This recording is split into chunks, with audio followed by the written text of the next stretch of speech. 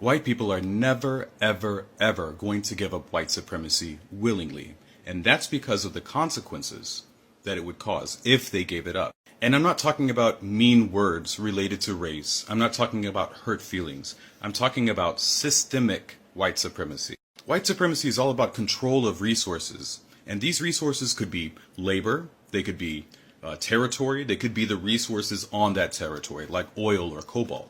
It's also about power, legislative power, economic power, cultural power, or influence. And all these different facets of white supremacy have worked together for hundreds of years to put white people in the place they are now.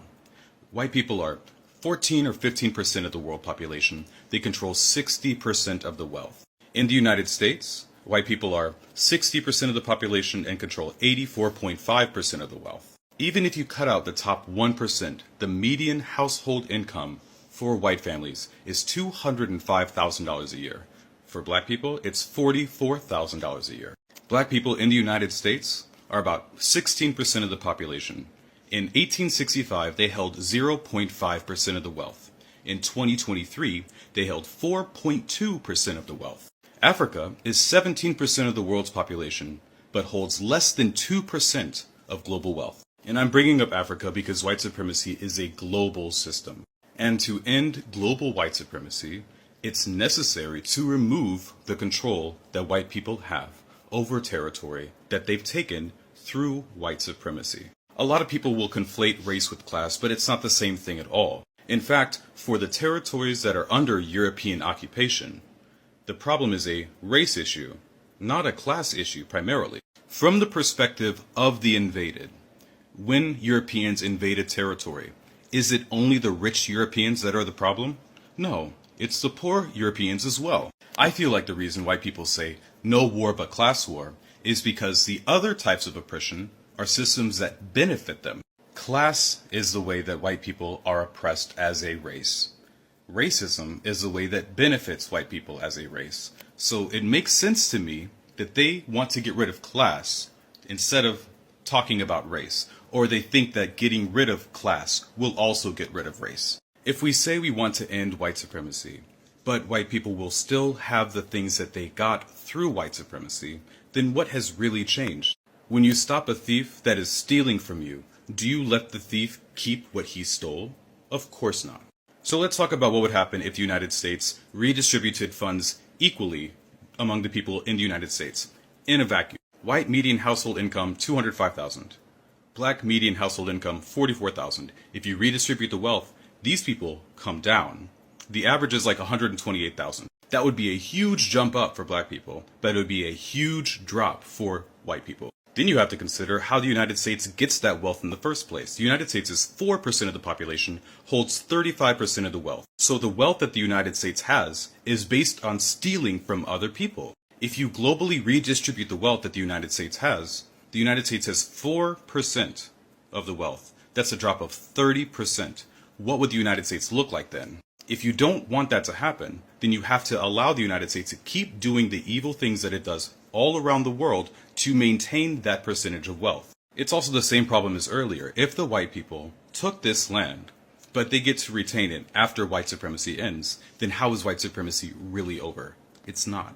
Also, if we say we want to end white supremacy, but after white supremacy ends, non-white people are still under the control of white people, either legislatively or economically or culturally, then white supremacy hasn't really ended. Now globally, Europeans are 16% of the population and hold 60% of the wealth. And we all know that they haven't got that amount of wealth by being nice to anybody else. They've stolen it. They've murdered hundreds of millions of people to get that. Through white supremacy, Europeans have direct territorial control. They have neo-colonial control over a number of African states. And through economic warfare or subterfuge, some Europeans control resources and territory outside of Europe, like the Swiss with their company Glencore, which controls 70% of the DRC's cobalt, or the French with their company Total Energies that dominates West African oil. Not to mention the Canadians, who are famous in non-Western media for human rights abuses related to mining camps. So what would happen if these Europeans, who have been pillaging the world for hundreds of years, lose control of the things that they've taken and lose the ability to profit off of the evil that they've done? Western Europe would turn into a cultural backwater. It wouldn't be anything. The basis of its wealth is the exploitation of non-European people. And if you remove that exploitation, there's nothing left. Now, some white people might say to me, well, why can't we all just work together? Why can't we have a global system where we all work together for the benefit of humanity? And that sounds reasonable. But I just don't see the incentive for the global majority to work together with the Europeans who have been oppressing them and contributing labor to the Europeans any longer. Like, how much more labor, how many more resources do you think the Europeans deserve after what they've done and are doing? If you were a slave and you just got freedom, would you work together with the slave master to make sure that he had a better quality of life? Of course not. If you've been exploited by billionaires and you win the class struggle, are you interested in making sure that the ex-billionaire has a fine standard of living? Of course not. The Europeans have worked together against what is good for the majority of humanity for hundreds of years. Therefore, what is bad for Europeans is good for the majority of humanity. Kwame Ture said something similar. He said, what is good for the master is bad for the slave, and what is bad for the master is good for the slave. It's the same thing here. And this is why Europeans will never give up white supremacy. It's the same reason the South would not get rid of slavery, because their economy and their way of life is completely dependent upon white supremacy. It's the basis of their culture. It's the unifying force for Europeans. Their economic system is based on it. Their cultures are based on it. Their religions are based on it. From the perspective of the white race, maintaining white supremacy is a matter of survival for them. And so the majority of the world has to stop acting like they're ever going to give it up. The truth is that it has to be combated. It has to be fought. The power has to be taken. And only through taking the power are things going to get better for humanity. Pan-African lifestyle. Hello, pals. We appreciate your trust and interest in exploring opportunities on the African continent. To begin your journey, we recommend starting with Africa 101, our foundational resource that covers the continent's history, key industries, and strategic outlook. Ideal for anyone looking to travel, invest, or relocate with purpose.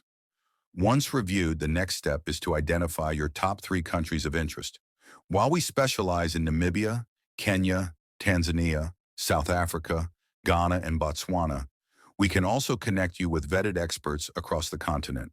To move forward with consultation, simply complete our concierge services form and process the admin fee. Once received, our team will review your submission and match you with aligned opportunities and trusted professionals on the continent. For more details, email info@panafricanlifestyle.com or visit panafricanlifestyle.com.